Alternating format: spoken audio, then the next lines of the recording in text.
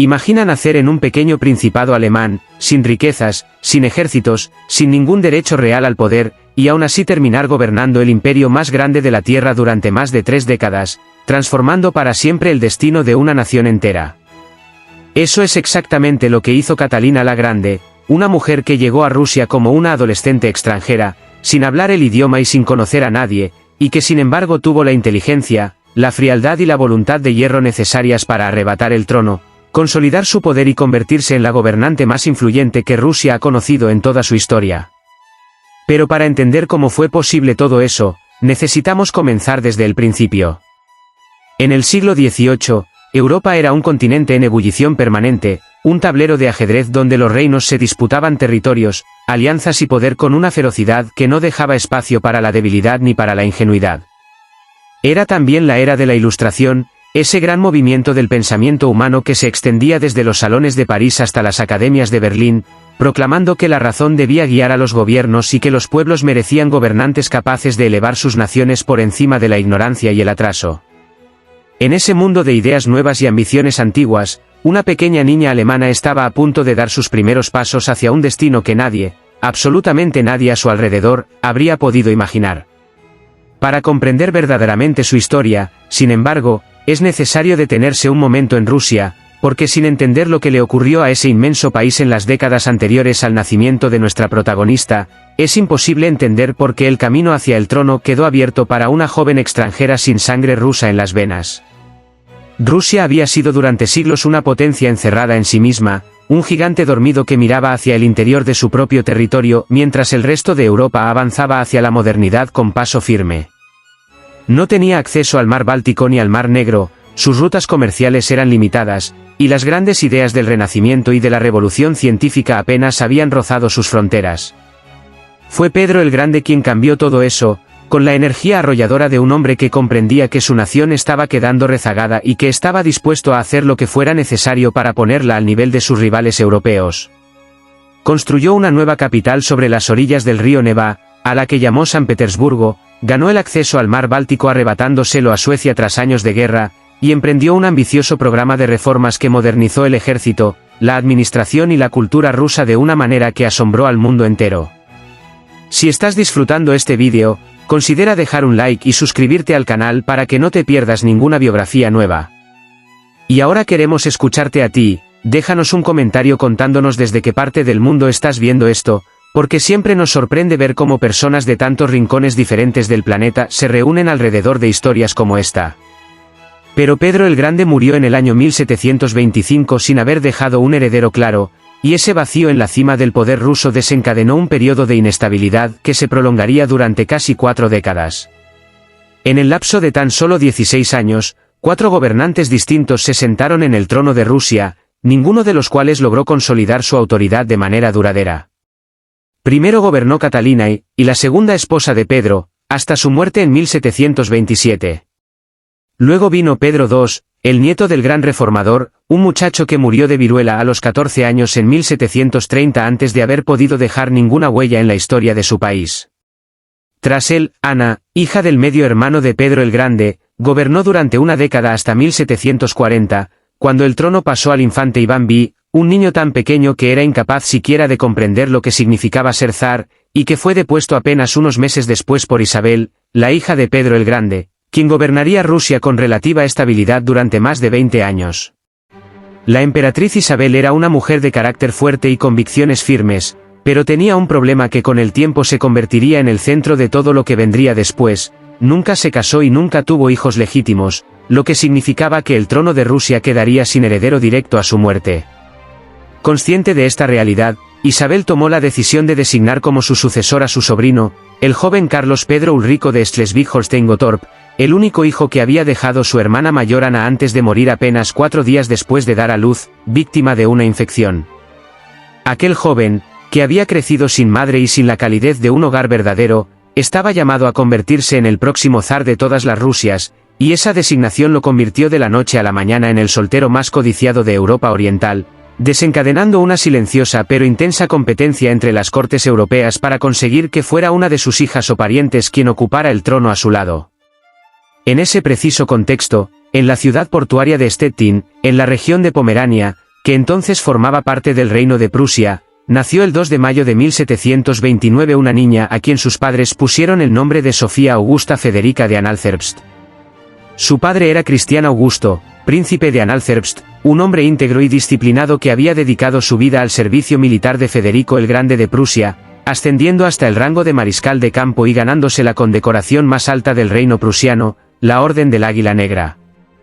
Era un príncipe respetado, pero su principado era pequeño y sus recursos eran modestos, lo que significaba que el futuro de su hija dependería en gran medida de la habilidad con que su familia supiera navegar las aguas siempre turbulentas de la política dinástica europea. Su madre, Juana Isabel, era una figura de naturaleza completamente distinta a la de su esposo, sociable, ambiciosa y profundamente consciente del valor que tenía el linaje que corría por sus venas. A través de su familia materna, Sofía estaba emparentada con algunas de las casas reales más importantes de Europa, y el propio hermano de Juana Isabel, Adolfo Federico, sería elegido rey de Suecia en el año 1751, añadiendo aún más brillo al árbol genealógico de la familia. Para Juana Isabel, su hija no era simplemente una niña, era una pieza en el gran tablero del poder europeo, una oportunidad de elevar a su familia a alturas que jamás podrían alcanzar por sus propios medios, y dedicó buena parte de sus energías a asegurarse de que Sofía estuviera preparada para aprovechar cualquier oportunidad que se presentara. Y sin embargo, la niña que creció en aquella casa noble pero modesta de Stettin era mucho más que un simple instrumento de las ambiciones de su madre. Desde muy pequeña, Sofía demostró poseer una mente extraordinariamente ágil y una personalidad que no encajaba fácilmente en los moldes que la sociedad de su época reservaba para las hijas de la aristocracia. Aprendía idiomas con una facilidad que asombraba a sus tutores, devoraba libros con una curiosidad que iba mucho más allá de lo que se esperaba de una jovencita de su rango, y tenía una energía física y una independencia de carácter que en aquella época se consideraban poco apropiadas para una futura esposa de la nobleza. Era, en el sentido más literal de la palabra, una niña que no cabía en el papel que el mundo le había asignado, y esa característica, que en su infancia podía parecer simplemente una travesura de temperamento, resultaría ser la clave de todo lo que vendría después. Cuando la emperatriz Isabel comenzó a buscar una esposa para su sobrino Pedro, el nombre de Sofía de Anhalt-Zerbst apareció en la lista de candidatas gracias a una combinación de factores que incluían su linaje, sus conexiones familiares con las casas reales del norte de Europa, y el interés estratégico que Federico el Grande de Prusia tenía en forjar una alianza sólida con Rusia a través de ese matrimonio.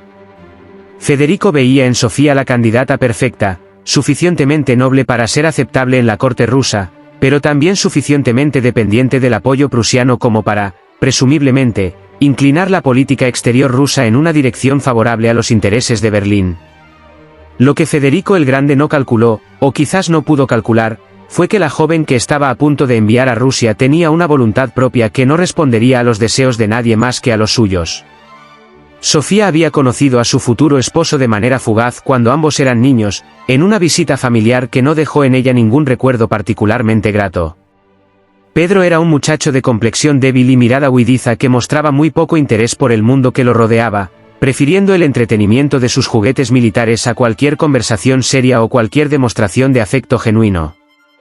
No había en aquel encuentro infantil ningún indicio de que los dos jóvenes pudieran algún día construir algo parecido a una vida en común, pero las decisiones que importaban no eran las de ellos, sino las de los adultos que movían las piezas a su alrededor, y en el año 1744, cuando Sofía contaba apenas 15 años de edad, llegó la invitación formal de la emperatriz Isabel para que la joven y su madre viajaran a Rusia.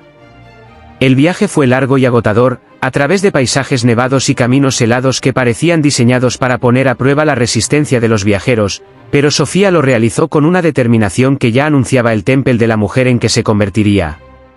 Cuando llegó a la corte rusa y se encontró frente a la majestuosidad del palacio imperial, frente a la complejidad de una corte llena de intrigas y rivalidades que ella apenas comenzaba a comprender, no mostró ni miedo ni desorientación, sino una atención serena y calculada que sorprendió a todos los que la observaban. Y en lugar de aferrarse a su identidad alemana como un escudo protector, como habría hecho cualquier otra joven en su situación, Sofía hizo exactamente lo contrario, se lanzó de lleno a aprender todo lo que necesitaba saber sobre su nuevo hogar, estudiando el idioma ruso con una disciplina que rayaba en la obsesión, levantándose de madrugada para practicar sus lecciones cuando el frío del invierno ruso hacía que el simple acto de salir de la cama fuera una prueba de voluntad. Aquella entrega incondicional a todo lo ruso no pasó desapercibida para la emperatriz Isabel, quien veía en Sofía todo lo que su sobrino Pedro carecía: inteligencia, adaptabilidad, y una comprensión instintiva de lo que significaba pertenecer a Rusia no solo de nombre sino de corazón. Sin embargo, antes de que los planes matrimoniales pudieran avanzar, el destino intervino con la crueldad imprevisible que tiene a veces la vida, y la joven Sofía cayó gravemente enferma a finales de ese mismo año, postrada por una inflamación pulmonar que la mantuvo entre la vida y la muerte durante semanas enteras. Fue en aquellos días de fiebre y debilidad cuando Sofía tomó una decisión que reveló con claridad la naturaleza de su carácter, pues en lugar de pedir consuelo a los suyos, pidió que trajeran a su cabecera al sacerdote ortodoxo que la estaba instruyendo en la fe rusa, demostrando públicamente que su conversión no era un simple requisito burocrático sino una elección genuina del corazón. Cuando Sofía se recuperó, todo estaba preparado para el siguiente paso en su transformación. El 28 de junio de 1744, en una ceremonia solemne ante la corte imperial, Sofía Augusta Federica de Anhalt-Zerbst fue recibida formalmente en el seno de la Iglesia Ortodoxa rusa, adoptando el nombre de Ekaterina Alexeyevna, Catalina, en honor a la madre de la propia emperatriz Isabel. Para quienes presenciaron aquella ceremonia, fue un acto de transición religiosa. Para Catalina misma, fue mucho más que eso. Fue el momento en que dejó atrás definitivamente a la niña alemana que había sido para convertirse en algo nuevo, en alguien que pertenecía a Rusia de una manera que su propio futuro esposo nunca lograría pertenecer, a pesar de haber nacido para gobernarla. El matrimonio que había sido el objetivo de todo aquel proceso se celebró finalmente el 21 de agosto de 1745 en San Petersburgo, con la magnificencia y el esplendor que exigía la ocasión. Catalina tenía 16 años y su esposo 17, y ante los ojos del mundo eran la pareja perfecta, la unión que garantizaría la continuidad del linaje imperial ruso y la estabilidad del trono. Pero detrás de aquella fachada de seda y oro, detrás de los brindis y los aplausos de la corte, había una verdad que ambos conocían perfectamente: no se amaban, no se respetaban, y en muchos sentidos ni siquiera se comprendían. Pedro siguió siendo el mismo muchacho indiferente y frívolo que Sofía había conocido años antes, incapaz de crecer a la altura de lo que su posición exigía, mientras que Catalina comprendió aquella noche, con una lucidez que debió de haberle pesado enormemente en el pecho, que el matrimonio que acababa de contraer no sería su destino sino apenas el punto de partida de un camino mucho más largo y mucho más peligroso que cualquier cosa que hubiera imaginado hasta entonces. El palacio de Oranienbaum, situado al oeste de San Petersburgo, fue el primer hogar que Catalina y Pedro compartieron como esposos, y también el escenario donde se hizo evidente, con una rapidez que no dejaba lugar a ninguna ilusión, que aquel matrimonio nunca sería nada más que una formalidad dinástica disfrazada de vida conyugal. Los dos jóvenes vivían en apartamentos separados en extremos opuestos del palacio, y la distancia física entre ellos era apenas el reflejo de la distancia mucho más profunda que existía entre sus caracteres, sus intereses y sus visiones del mundo. Pedro pasaba sus días bebiendo en exceso, haciendo desfilar a sus sirvientes como si fueran soldados en los patios del palacio a cualquier hora de la noche, y mostrando por Rusia, por su idioma y por sus tradiciones un desprecio que no solo ofendía a quienes lo rodeaban sino que revelaba con claridad cuán poco comprendía el peso de la responsabilidad que había heredado. Catalina, mientras tanto, hacía exactamente lo contrario: leía sin descanso, estudiaba filosofía, historia y ciencias políticas, perfeccionaba su dominio del ruso hasta hablar el idioma con una fluidez que avergonzaba a su propio esposo, y observaba con una atención cada vez más calculada los mecanismos del poder que la rodeaban, aprendiendo pacientemente las reglas de un juego que aún no estaba en posición de jugar pero que ya estaba decidida a ganar algún día. Durante aquellos largos años de matrimonio infeliz, Catalina tuvo hijos que complicaron aún más una relación que ya era profundamente disfuncional. En el año 1754 nació Pablo, el futuro emperador Pablo I de Rusia, aunque la paternidad del niño fue objeto de susurros y especulaciones en los corredores de la corte desde el primer momento, dado el distanciamiento total que existía entre los esposos. 3 años más tarde, en 1757, nació una niña a quien llamaron Ana, pero la pequeña murió en la infancia, añadiendo una nota de tragedia personal a una vida que ya era bastante difícil de sobrellevar.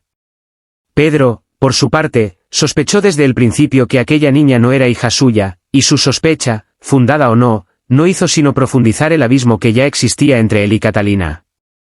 Ambos tomaron amantes con una discreción que era más bien relativa, y la corte imperial de San Petersburgo observaba aquella situación con una mezcla de escándalo y fascinación que alimentaba conversaciones interminables en sus salones y antecámaras. Fue en aquellos años de soledad y vigilancia silenciosa cuando Catalina comenzó a cultivar las relaciones que serían decisivas para su futuro. Entre los hombres que se acercaron a ella durante ese periodo se encontraba Grigori Orlov, un oficial del ejército ruso de físico imponente y ambiciones considerables, que se convirtió en su amante y en uno de sus aliados más leales, y Stanislao Poniatowski, un diplomático polaco de refinada educación que visitó la corte de San Petersburgo a mediados de la década de 1750 y con quien Catalina mantuvo una relación que iba más allá de la simple atracción física, pues en él encontró un interlocutor intelectual a la altura de su propia capacidad de conversación.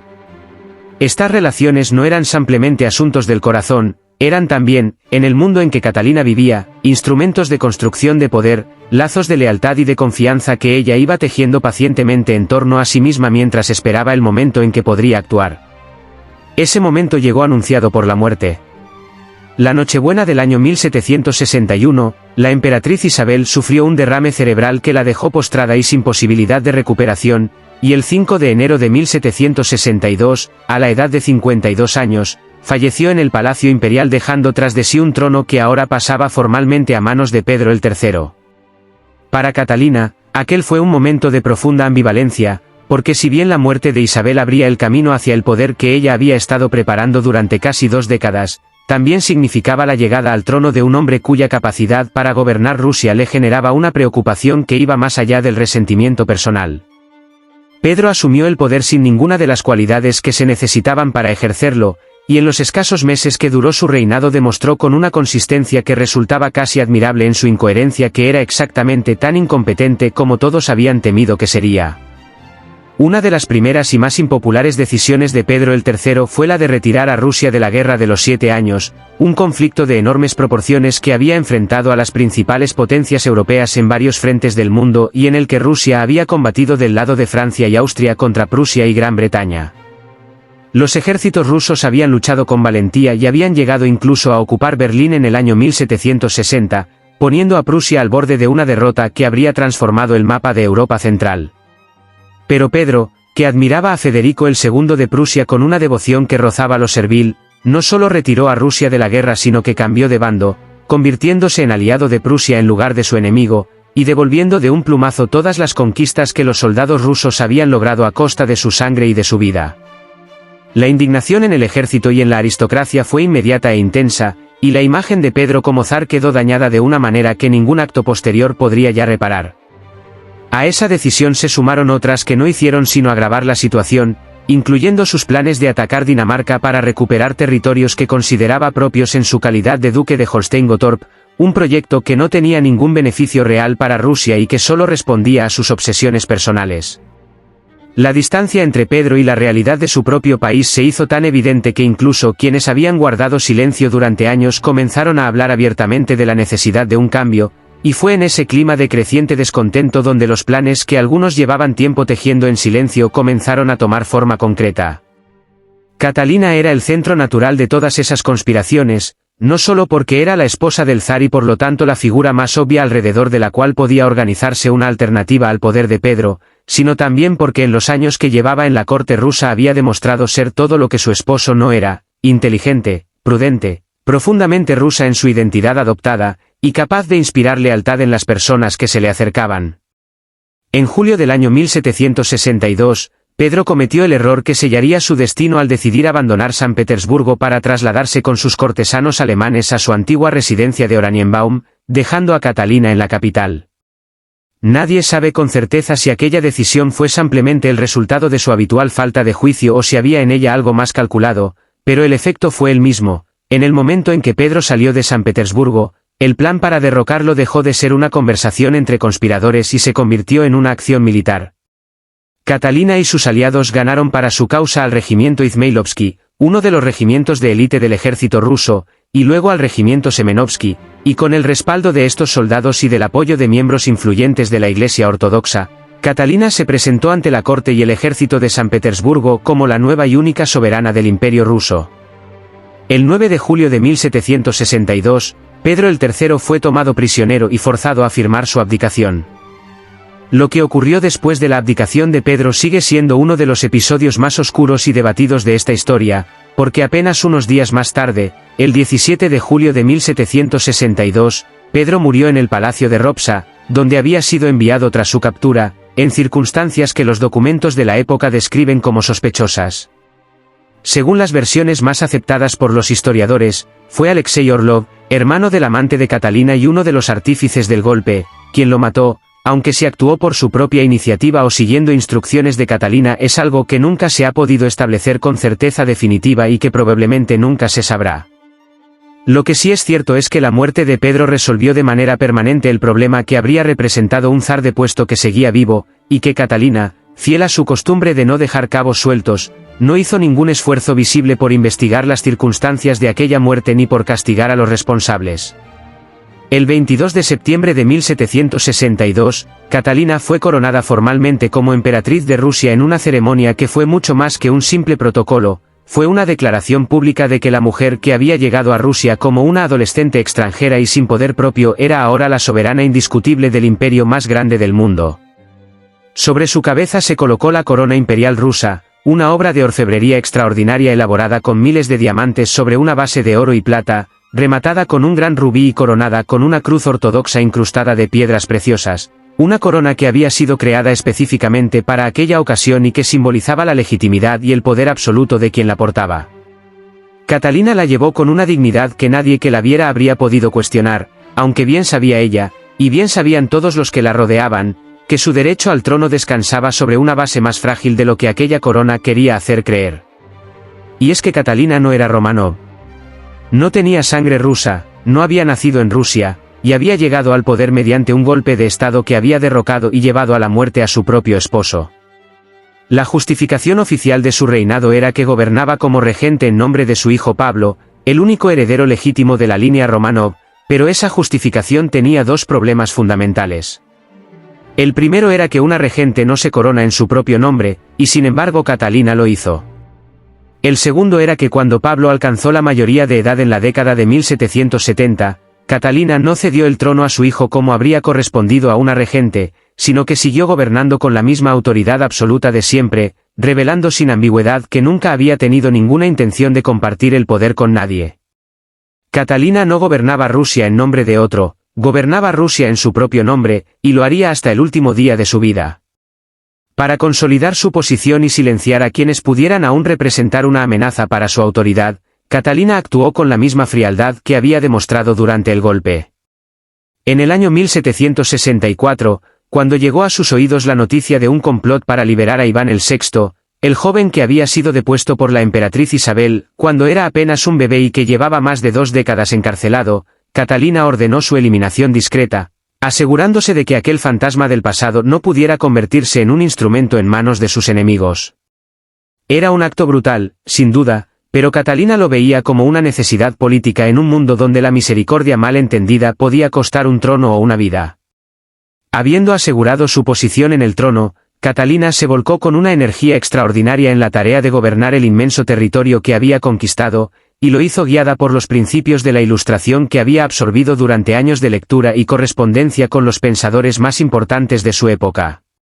Catalina era lo que los historiadores llaman una monarca absolutista ilustrada, es decir, una gobernante que ejercía el poder absoluto sin la mediación de ningún parlamento o asamblea representativa, pero que utilizaba ese poder de manera deliberada y racional para mejorar la condición de su nación y alinearla con los ideales del progreso y la razón que la Ilustración proclamaba.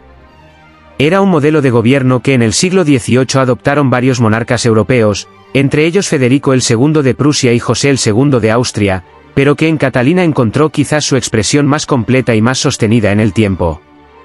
Sus reformas económicas comenzaron por abordar la raíz más profunda del atraso ruso, que era la dependencia casi total del trabajo campesino no especializado y de una agricultura primitiva que producía apenas lo suficiente para sostener a la población sin generar ningún excedente para el comercio o la inversión. Para cambiar esto, Catalina tomó una decisión que en su época resultó innovadora, invitó a miles de agricultores alemanes a establecerse en las fértiles tierras de la cuenca del río Volga, ofreciéndoles tierras, exenciones fiscales y libertad religiosa a cambio de traer consigo los métodos agrícolas avanzados que habían desarrollado en Europa Central.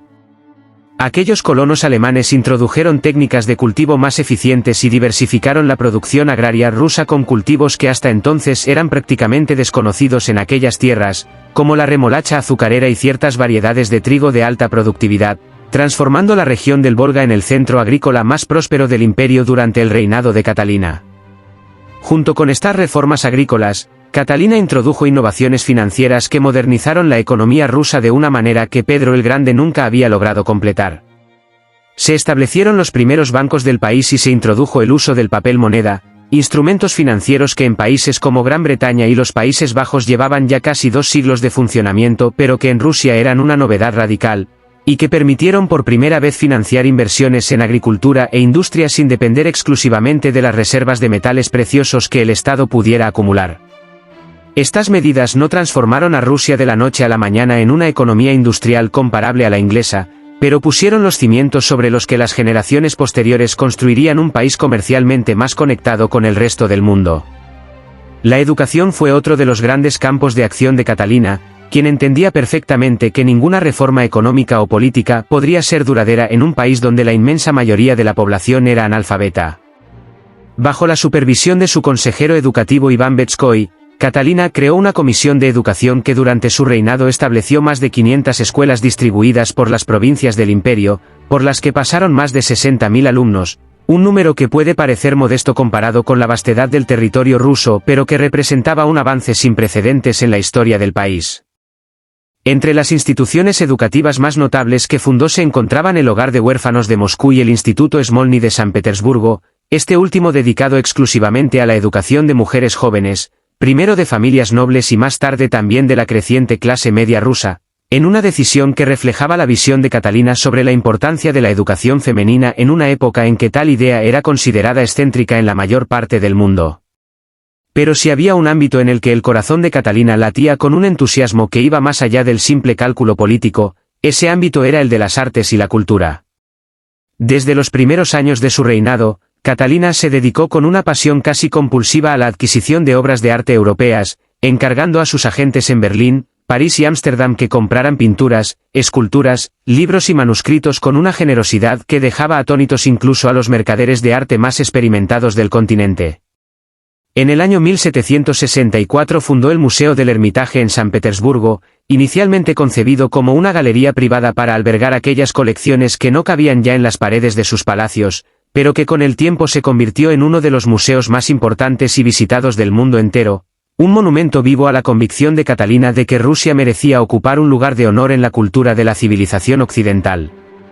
Su amor por la cultura la llevó también a establecer correspondencia con algunos de los intelectuales más brillantes de su época, y ninguna de aquellas relaciones epistolares fue tan significativa como la que mantuvo durante casi 15 años con Voltaire, el escritor y filósofo francés que era en aquel tiempo la voz más influyente de la Ilustración europea.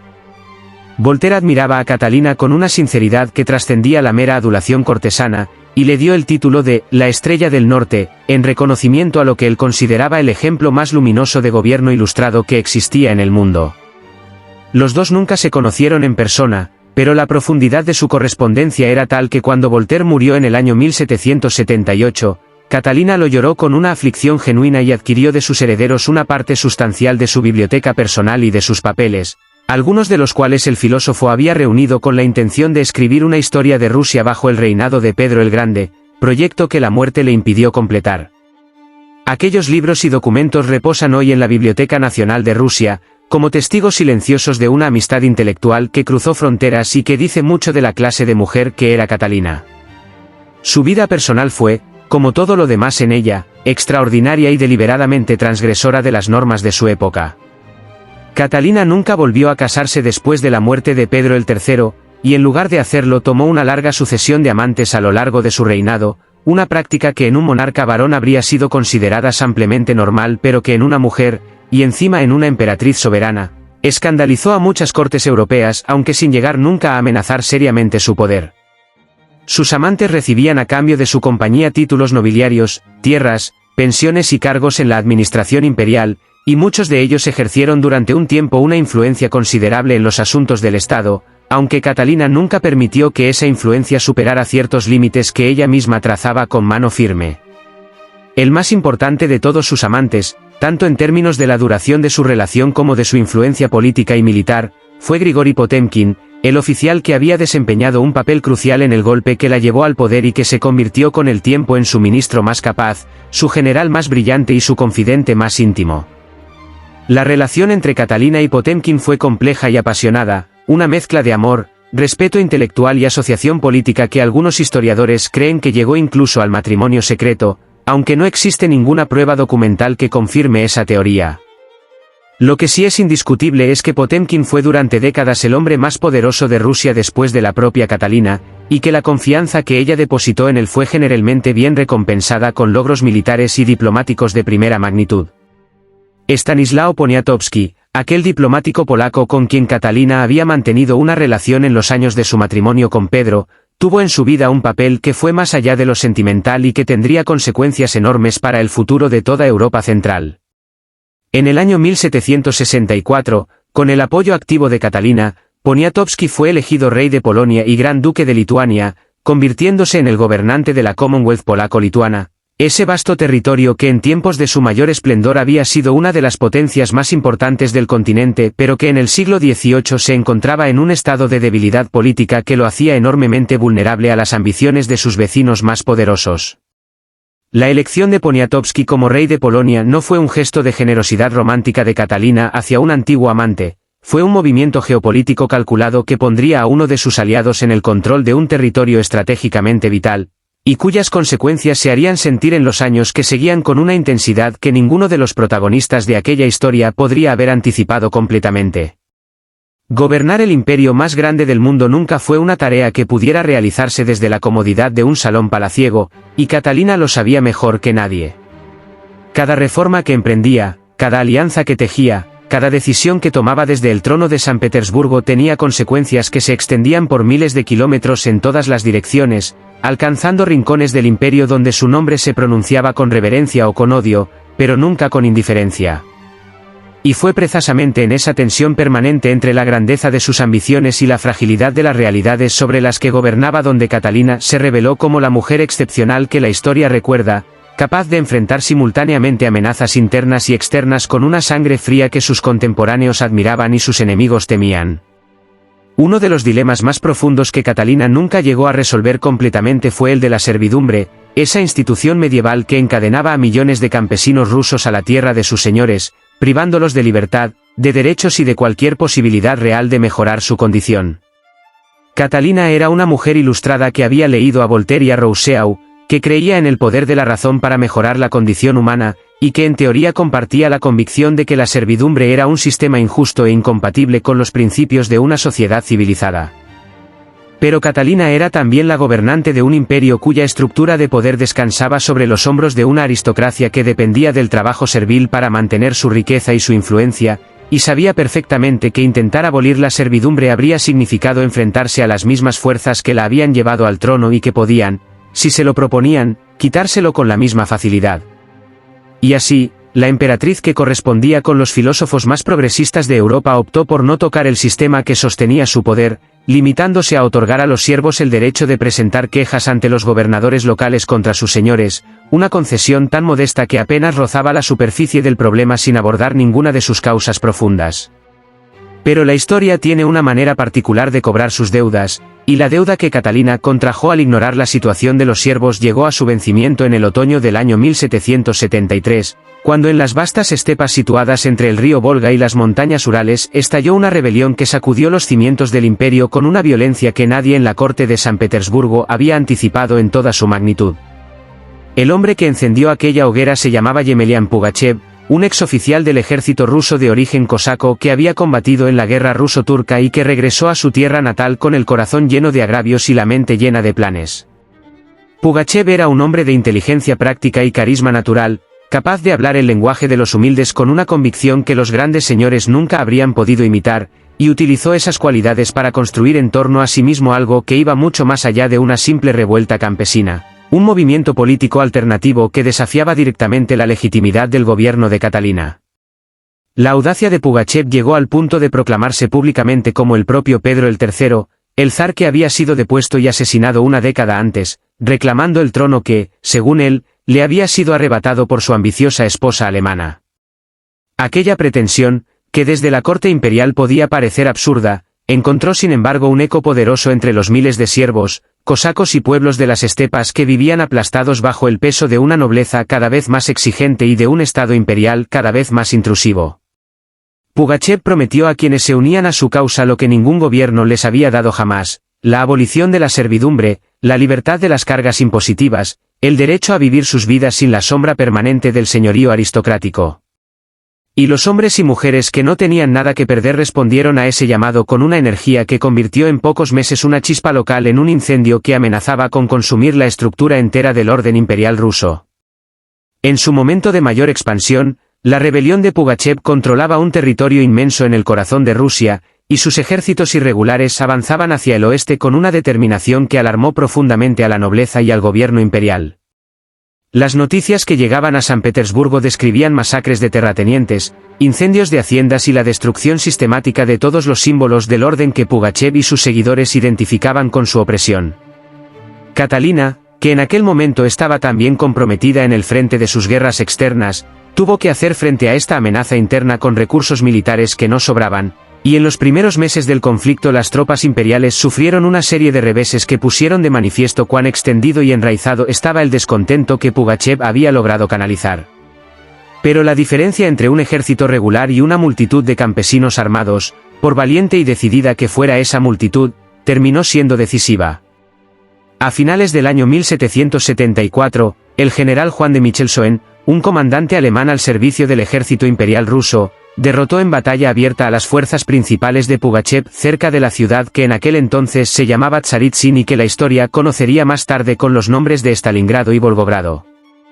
Aquella derrota fue el golpe del que la rebelión no pudo recuperarse, y Pugachev, abandonado por muchos de sus propios seguidores que intentaban salvar su vida entregándola del caudillo, fue capturado y conducido encadenado hasta Moscú, donde en enero del año 1775 fue juzgado y ejecutado públicamente, poniendo fin oficial a la mayor revuelta social que había experimentado el Imperio ruso hasta ese momento.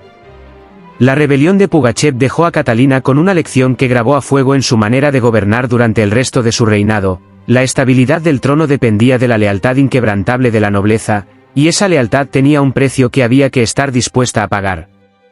Lejos de aliviar la situación de los siervos después de la rebelión, Catalina endureció las condiciones de su sometimiento, aumentó los poderes de los nobles sobre sus campesinos y diseñó una nueva estructura administrativa provincial que reforzaba el control del Estado sobre el vasto territorio del imperio, reduciendo el riesgo de que una revuelta local pudiera extenderse con la rapidez con que se había extendido la de Pugachev. Era una decisión que se alejaba de los principios ilustrados que Catalina proclamaba en sus cartas a Voltaire, pero que revelaba con una claridad descarnada la naturaleza real del poder absoluto. Cuando el trono y los principios entran en conflicto, son siempre los principios los que ceden.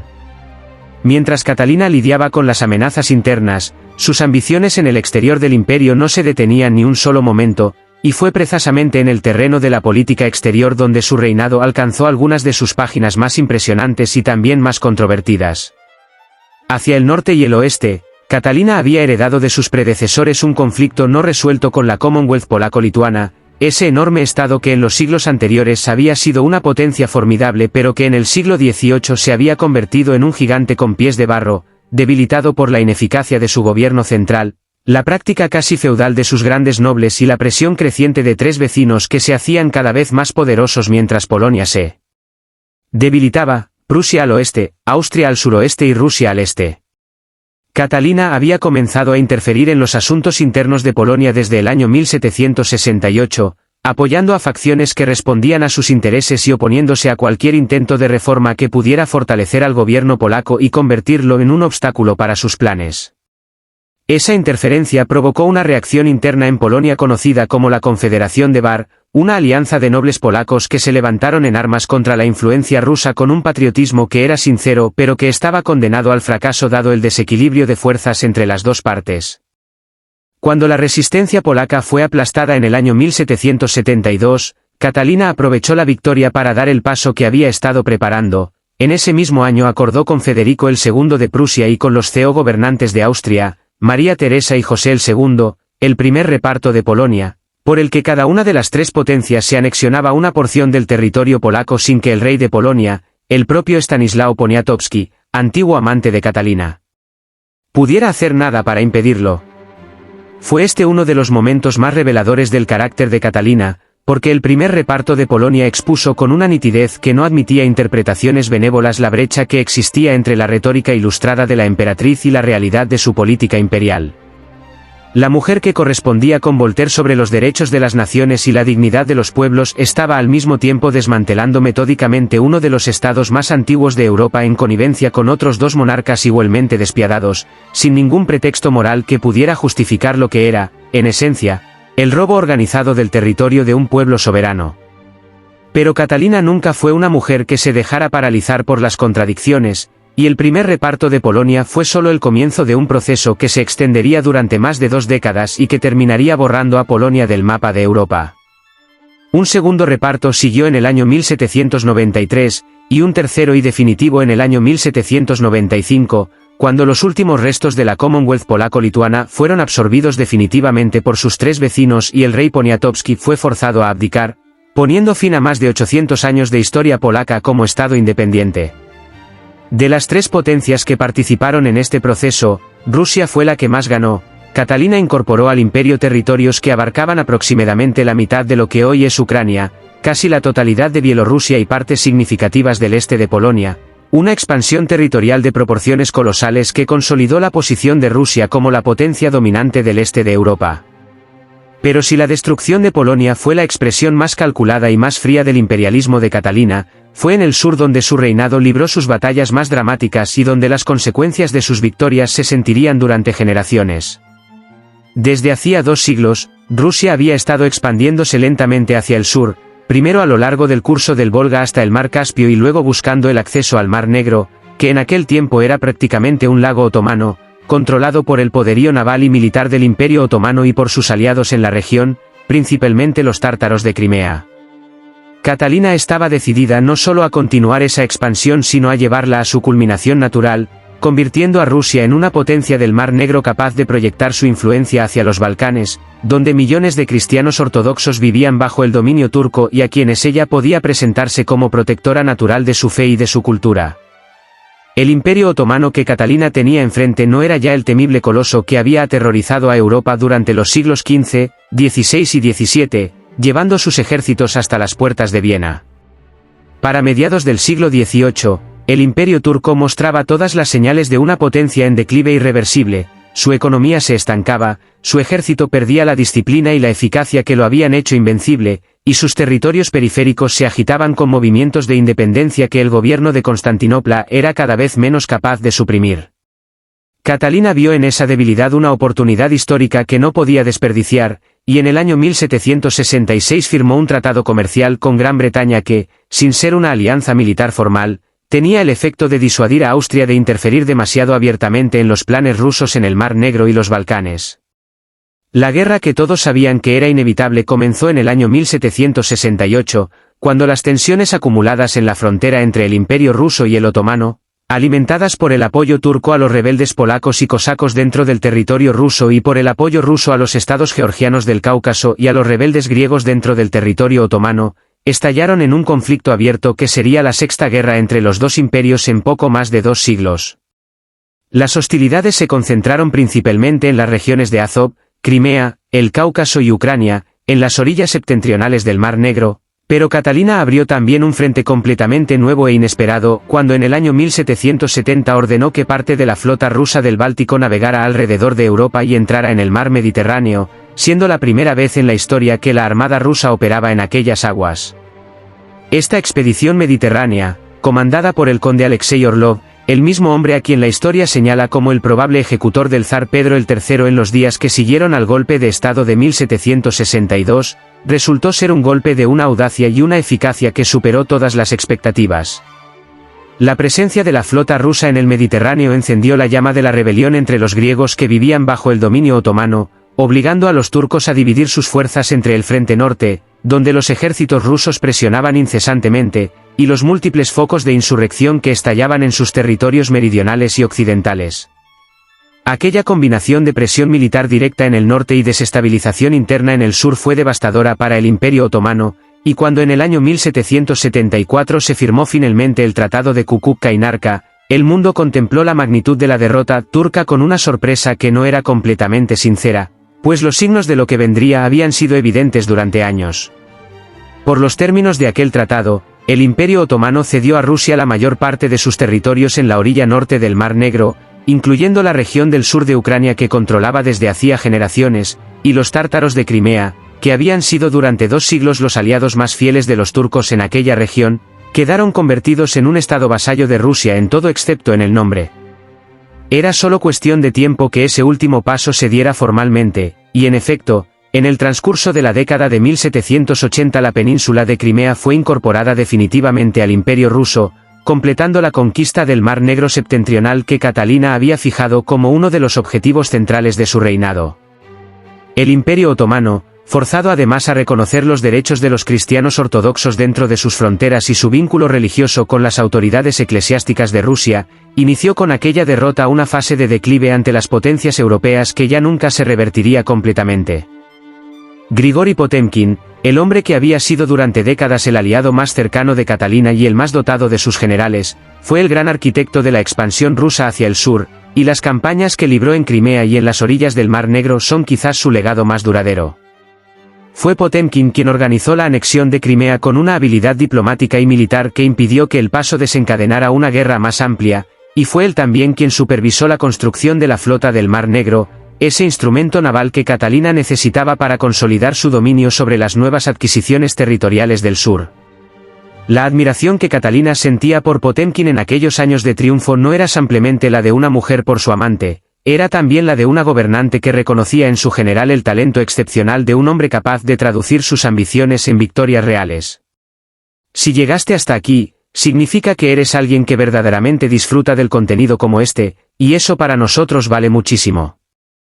Si este vídeo le añadió algo a tu día, si aprendiste algo nuevo o simplemente disfrutaste del viaje, considera dejar un like y suscribirte al canal para que no te pierdas ninguna biografía nueva, porque hay muchas historias extraordinarias que todavía están por llegar.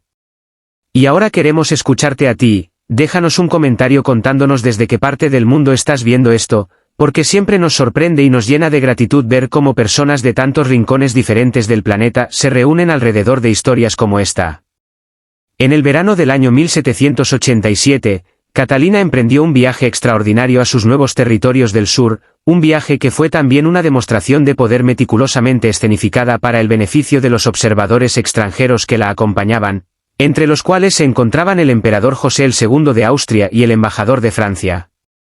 Potemkin había preparado el trayecto con una atención al detalle que rozaba lo teatral, y fue durante aquel viaje cuando nació la leyenda de los pueblos de Potemkin. La acusación de que el general había construido fachadas de cartón pintado a lo largo del camino para ocultar la miseria real de los territorios recién conquistados y crear la ilusión de una prosperidad que aún no existía.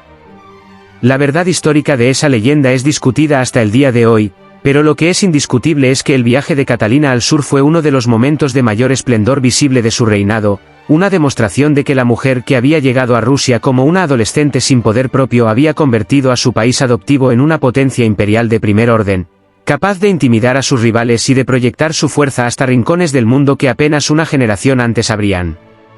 parecido completamente inaccesibles para el poder ruso. Porque ese era el verdadero legado de los años centrales del reinado de Catalina, no simplemente las victorias militares o las reformas administrativas o los cuadros del Hermitage, sino la transformación de Rusia en algo que Pedro el Grande había soñado pero que no había llegado a completar completamente, una potencia europea reconocida e influyente que ninguna otra nación podía ya ignorar ni subestimar. Catalina había empujado las fronteras de su imperio hacia el sur hasta el Mar Negro, hacia el oeste hasta el corazón de Europa Central, y hacia el este hasta confines que la mayoría de los europeos ni siquiera eran capaces de imaginar claramente. Había fundado museos, escuelas, bancos y ciudades. Había ganado guerras que sus generales más experimentados habían dudado en emprender. Había sobrevivido a un levantamiento interno que había puesto en riesgo la existencia misma del orden imperial. Y lo había hecho siendo mujer, siendo extranjera, y siendo la última persona en el mundo a quien cualquier observador razonable habría apostado cuando era apenas una adolescente alemana que llegó a San Petersburgo sin hablar el idioma y sin conocer a nadie. Y sin embargo, por debajo de todo aquel esplendor y de todas aquellas victorias, comenzaban a acumularse las nubes de una tormenta que vendría del oeste, una tormenta que sacudiría los cimientos del mundo en que Catalina había vivido y que la obligaría, en los últimos años de su vida, a enfrentarse a ideas que amenazaban no solo su trono sino el principio mismo sobre el que descansaba su visión del orden y del poder. En el verano del año 1789, mientras Catalina contemplaba desde San Petersburgo el inmenso territorio que había construido con décadas de trabajo, guerra y voluntad inquebrantable, algo comenzó a cambiar en el horizonte de Europa con una violencia que nadie había podido anticipar completamente. En Francia, el reino más poderoso y culturalmente influyente del continente, una crisis que llevaba años acumulándose en silencio explotó de repente con una fuerza que sacudió los cimientos del orden europeo hasta sus raíces más profundas. El rey Luis el XVI había convocado a los Estados Generales en el Palacio de Versalles intentando encontrar una salida a la bancarrota del Estado francés, pero lo que comenzó como una asamblea política controlada se convirtió en cuestión de semanas en algo que nadie en las cortes europeas había visto jamás en esa escala. Una revolución que desafiaba no solo a un rey sino al principio mismo de la monarquía como forma de gobierno. Catalina siguió el desarrollo de la Revolución Francesa con una mezcla de horror y fascinación que no podía disimular completamente, porque lo que estaba ocurriendo en París era la pesadilla que toda gobernante absoluta del siglo XVIII había temido en sus momentos más oscuros de reflexión. Las mismas ideas de la Ilustración que ella había proclamado durante décadas en sus cartas a Voltaire, las mismas teorías sobre la razón, la libertad y la dignidad del ser humano que había adoptado como filosofía de gobierno, estaban siendo utilizadas en Francia para justificar la destrucción violenta de todo el orden que ella representaba. En los primeros años la revolución aún podía parecer un movimiento político moderado, dominado por abogados y aristócratas menores que querían transformar a Francia en una monarquía constitucional, pero a medida que avanzaron los años y el proceso se fue radicalizando, lo que emergió fue algo que a Catalina le resultaba profundamente perturbador. En el año 1792 la monarquía fue abolida, y en el año 1793 el rey y la reina fueron llevados a la guillotina, asesinados por el mismo pueblo que supuestamente los revolucionarios afirmaban querer liberar. El periodo que siguió, conocido como el Reinado del Terror, en el que los líderes más radicales de la revolución desencadenaron una ola de violencia política que mandó a decenas de miles de franceses a la prisión o a la muerte bajo la acusación de ser enemigos de la revolución, convenció a Catalina de algo que quizás ya sospechaba pero que ahora veía confirmado con una claridad que no dejaba lugar a la duda, que la Ilustración sin límites, la libertad sin orden, la igualdad sin jerarquía, conducía no al progreso sino al caos, y que el caos, tarde o temprano, se convertía en tiranía de la peor especie, la tiranía que se disfrazaba de virtud popular.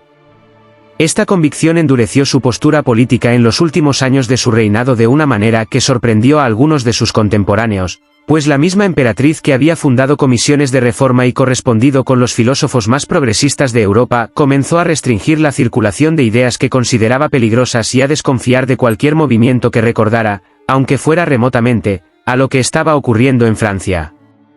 Sin embargo, y a pesar del horror que le producía lo que observaba al otro lado del continente, Catalina tomó una decisión que sorprendió a muchos de sus aliados, se negó a unirse a la coalición de naciones europeas que, encabezadas por Gran Bretaña, Austria y Prusia, declararon la guerra al gobierno revolucionario francés en el año 1792 y en el año 1793.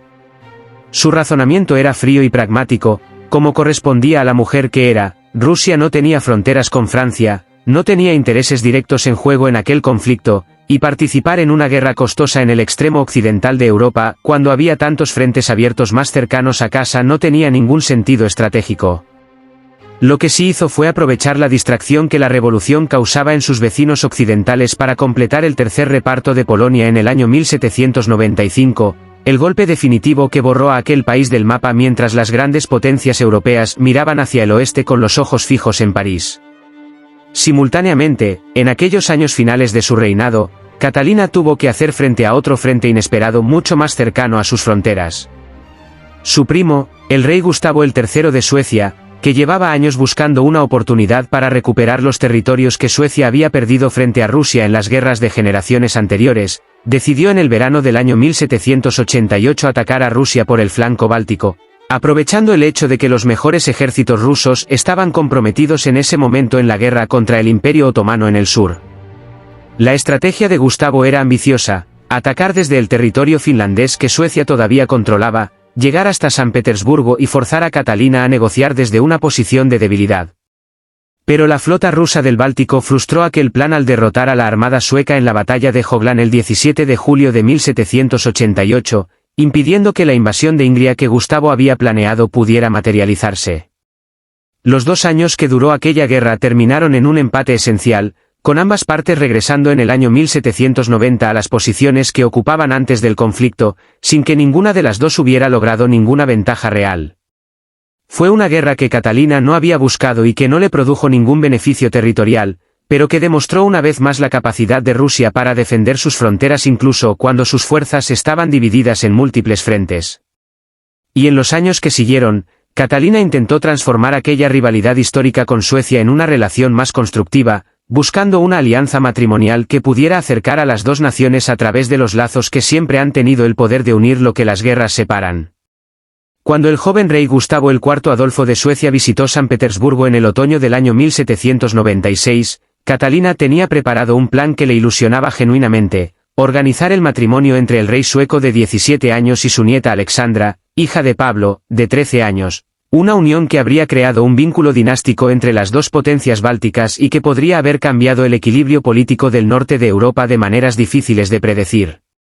Se organizó un gran baile en el Palacio Imperial el 11 de septiembre de ese mismo año, en el que se planeaba anunciar formalmente el compromiso, y todo parecía estar dispuesto para que aquella velada fuera uno de los últimos grandes triunfos diplomáticos del reinado de Catalina.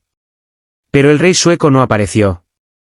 Gustavo se retiró sin dar explicaciones formales, y más tarde se supo que la razón de su rechazo era su negativa a aceptar que su futura esposa mantuviera la fe ortodoxa en lugar de convertirse al luteranismo, el protestantismo que era la religión oficial de Suecia. El joven rey se marchó a Estocolmo y al año siguiente se casó con Federica de Baden, y la alianza que Catalina había soñado para coronar la última etapa de su reinado nunca llegó a existir. Aquel fracaso diplomático fue uno de los últimos episodios significativos de una vida que se estaba apagando con la misma lentitud imperceptible con que se apagan las grandes llamas cuando el combustible comienza a escasear. La salud de Catalina había estado deteriorándose en los meses previos, aunque ella, con la misma determinación que había caracterizado toda su existencia, se negaba a reconocer públicamente los signos de su declinación física. En la mañana del 16 de noviembre del año 1796, Catalina se despertó habiendo dormido bien, desayunó con normalidad y pareció estar en buen estado de ánimo, pero pocas horas después sus sirvientes la encontraron inconsciente en el suelo de sus aposentos, derribada por un derrame cerebral masivo que la dejó entre la vida y la muerte. Los médicos que acudieron a atenderla diagnosticaron de inmediato la gravedad de lo que había ocurrido, pero no había nada que la medicina de aquella época pudiera hacer para revertir el daño que el derrame había causado en el cerebro de una mujer de 67 años cuyo cuerpo había sido sometido durante décadas a las exigencias implacables de gobernar el imperio más grande del mundo. Catalina no volvió a recuperar el conocimiento. En la tarde del 17 de noviembre del año 1796, en el Palacio de Invierno de San Petersburgo, la ciudad que Pedro el Grande había construido sobre las marismas del Neva y que ella había convertido en una de las capitales culturales de Europa, Catalina la Grande falleció sin haber vuelto a abrir los ojos, dejando atrás un imperio que se extendía por más de la mitad del continente euroasiático y que era incomparablemente más poderoso, más culto y más reconocido en el mundo de lo que había sido cuando ella tomó el trono 34 años antes. Fue enterrada con un vestido de brocado de plata y una corona de oro en la Catedral de San Pedro y San Pablo de San Petersburgo, el panteón de los zares y emperadores rusos, ocupando así en la muerte el lugar que en vida había tenido que conquistar con uñas y dientes. Su muerte abrió de inmediato una crisis sucesoria que llevaba años gestándose en la sombra de la corte imperial, porque la relación entre Catalina y su hijo Pablo había sido tensa y difícil durante los últimos años de su reinado, una distancia que era tanto personal como política y que se había ido ensanchando con el paso del tiempo hasta convertirse en algo que ni la madre ni el hijo eran capaces de atravesar. Catalina nunca confió en Pablo como gobernante, lo consideraba inestable, impulsivo y peligrosamente incapaz de manejar la complejidad del Estado que ella había construido, y en los años finales de su vida había tomado la decisión de saltarse a su hijo en la línea de sucesión para designar como heredero a su nieto Alejandro, el mayor de los hijos de Pablo, a quien había criado en su propio hogar con la intención de formarlo según sus propios valores y su propia visión del gobierno.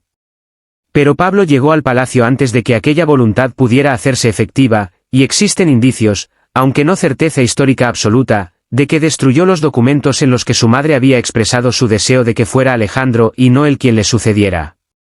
El reinado de Pablo I fue breve y turbulento, marcado por las mismas características de temperamento que habían llevado a su madre a querer excluirlo del trono, y apenas 4 años y medio después de la muerte de Catalina, en la primavera del año 1801, Pablo fue asesinado en San Petersburgo por un grupo de nobles que no estaban dispuestos a seguir soportando las arbitrariedades de su gobierno. Fue entonces cuando el deseo de Catalina se cumplió finalmente, aunque con un retraso que ella ya no pudo ver. Su nieto Alejandro, a quien ella había criado y educado con tanto cuidado, ascendió al trono como Alejandro I a la edad de 23 años, y gobernaría Rusia durante un cuarto de siglo con una habilidad que era en muchos sentidos el fruto directo de la formación que su abuela le había dado. Bajo el liderazgo de Alejandro I, Rusia protagonizaría uno de los capítulos más dramáticos de toda la historia europea, cuando Napoleón Bonaparte, el genio militar que había emergido del caos de la Revolución Francesa para convertirse en el amo de casi todo el continente, tomó la decisión más catastrófica de su carrera: invadir Rusia en el año 1812 con el ejército más grande que Europa había visto desde los tiempos del Imperio Romano.